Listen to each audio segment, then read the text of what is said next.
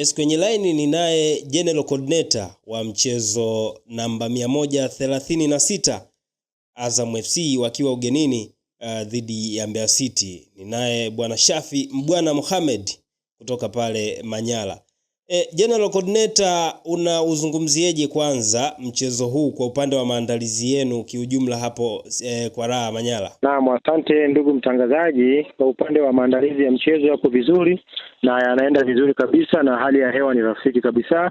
Jana kulikuwa kuna mvua kuanzia majira ya saa 7 mchana mpaka saa 10 na usiku kwa kuna mvua kidogo, lakini kuanzia pamekucha hali ni shwari, hakuna hata manyunyu na maandalizi ya mchezo yanaendelea vizuri kabisa. Sawa, kwa sasa hivi tumekutana na changamoto nyingi sana hasa kwenye upande wa hali ya hewa, na kama ulivyodokeza kwamba kwa sasa hali ya hewa hapa Manyara iko vizuri.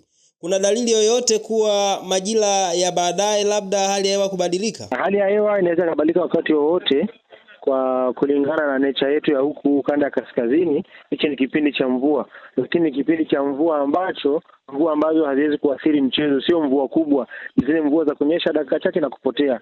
Kwa hiyo tutegemee lolote, inaweza kwa mvua ikatokea wakati wa mechi au inaweza isitokee ndugu yangu.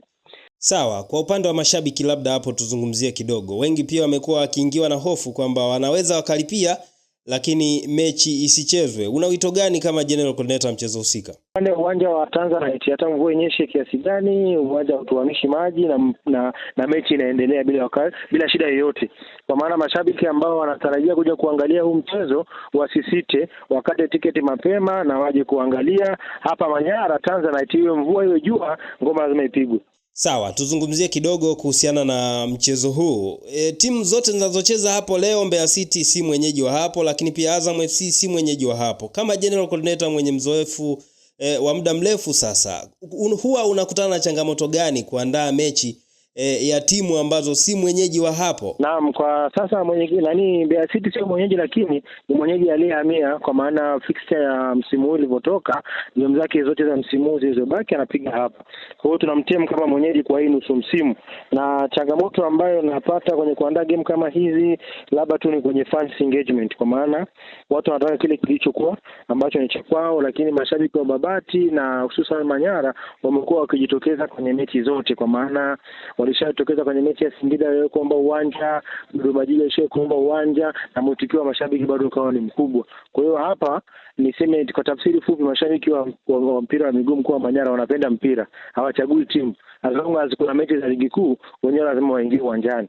Sawa, nikushukuru sana, lakini najua maandalizi ni sehemu muhimu sana kwa upande wako. Mpaka sasa hivi tunavyoongea, maandalizi yamefikia asilimia ngapi kwa tathmini ya haraka? Kwa tathmini ya haraka, maandalizi ambayo yamebaki ni mtu wa marking anamalizia kuchora marking, lakini kwa maana uwanja uko tayari, kila kitu kiko tayari na marking zinafanyika sasa hivi, kwa sababu hali ya mvua asubuhi kunakuwa kuna umande. Kwa hiyo rangi ikipigwa jana usiku, kiamka asubuhi, ule umande ile hali ya mvua yanaingia maji inaondoa rangi. Kwa hiyo mtaalamu wetu anarudishia marking ili uwanja ukae sawa. Na nafikiri baada ya nusu saa kutoka hapa ninapozungumza ndio ambacho kimebakia kitakuwa kimeshakamilika.